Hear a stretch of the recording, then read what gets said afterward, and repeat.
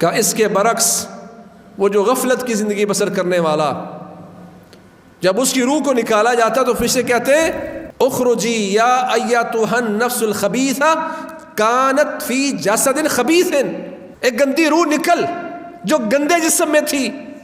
یہ اپنے آپ کو بڑا سمجھتا ہے، میں وڈیرا ہوں، میری بڑی عزت ہے، میں یہاں کا میاں صاحب ہوں، میں یہاں کا حاجی صاحب ہوں، میں یہاں کا چودھری ہوں.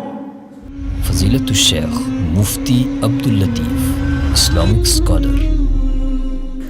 گندی روح گندے جسم میں، خبیث انسان خبیث روح،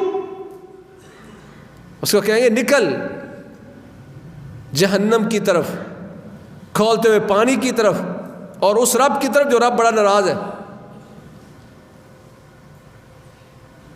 پھر اس کی چارپائی پر لٹا کر اس کو جو لے جانے لگتے ہیں تو کہتا ہے یا ویلتا این تذهبون بی، او برباد ہو جاؤ.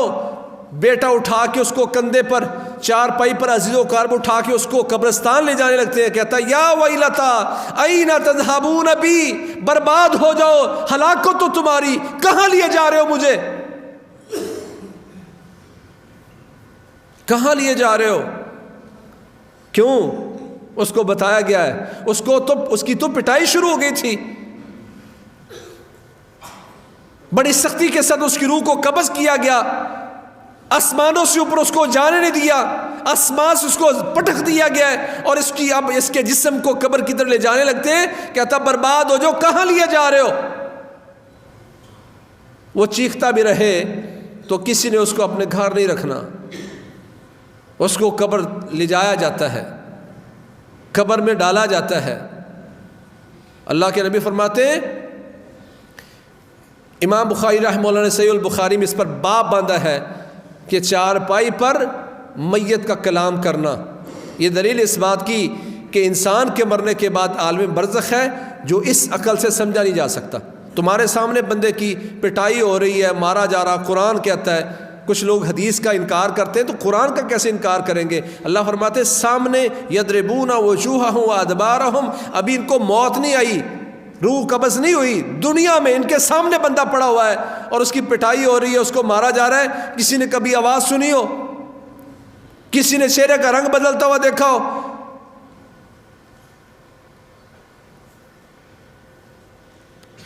کہتا برباد ہو جو، کہاں لیے جا رہے ہو. پھر اس کی قبر تک جس کو لوگ بھول چکے ہیں، کہتا یا اللہ مجھے واپس بھیج، میں عمل کروں.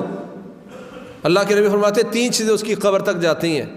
عزیز و اقارب گئے وہ بھی واپس آ گئے، مال گیا وہ بھی واپس آ گیا. وَيَبْقَى عَمَلُهُ، اس کا عمل اس کے ساتھ باقی رہتا ہے، عمل باقی رہتا ہے. جو چیز باقی رہنی ہے اس کو بھی پتہ ہے، لَعَلِّي أَعْمَلُ صَالِحًا فِيمَا تَرَكْتُ، کہتا ہے یا اللہ نیک عمل کروں گا، مجھے چھوڑ، مجھے واپس بھیج.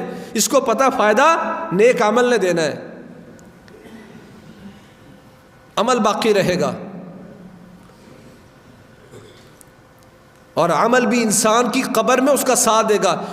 ابن ماجہ کی صحیح سند سے روایت ثابت ہے کہ نیک بندہ ہوتا ہے تو فرشتے اس کو اٹھا کے بٹھاتے ہیں، مُثِّلَتْ لَهُ الشَّمْسُ عِنْدَ غُرُوبِهَا، اس کو ایسے محسوس ہوتا ہے جیسا کہ سورج غروب ہو رہا ہے اور سمجھتا ہے کہ میری نماز اثر رہتی ہے.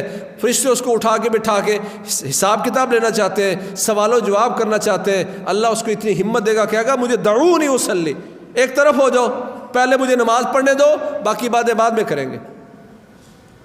یہ وہ انسان ہے جو دنیا میں اس انداز میں نماز پڑھتا تھا، یہ باقی باتیں بعد میں کریں گے، اب نماز کا ٹائم ہو گیا ہے، باقی کام بعد میں ہوگا، پہلے نماز پڑھوں گا.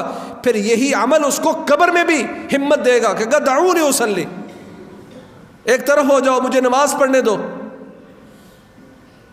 پھر اس کو سمجھایا جائے گا کہ نماز تجھ پہ ساقط ہوگی، نماز ختم ہو گئی ہے، اب تو حساب کتاب ہی دے گا. یعنی یہ اس میں یہ حوصلہ عمل دے گا اس کو، نماز اس کو قبر میں بھی ساتھ دے گی اور حوصلہ دے گی.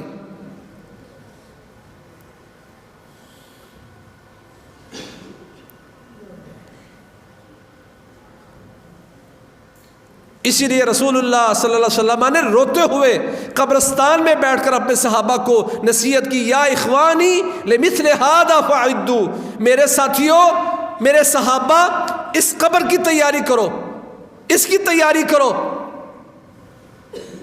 آج اس کی کتنی تیاری ہے. موت کو کثرت سے یاد کیا کرو، لذتوں کو ختم کر دینے والی موت کو کثرت سے یاد کیا کرو، قبروں کی زیارت کیا کرو، اس سے آخرت یاد آتی ہے، دل نرم ہوتے ہیں. ہم بارہا قبرستان جاتے ہیں، کتنے دل نرم ہو گئے، کتنی ہمیں موت یاد آئی. ہمارے اسلاف تو قبرستان کے پاس سے گزرتے داڑیاں تار ہو جاتی کہ یہ پہلا مرحلہ یہاں سے جو کامیاب ہو گیا، بعد والے مرحلوں میں کامیاب ہوگا، یہاں پھنس گیا تو پھنس ہی گیا.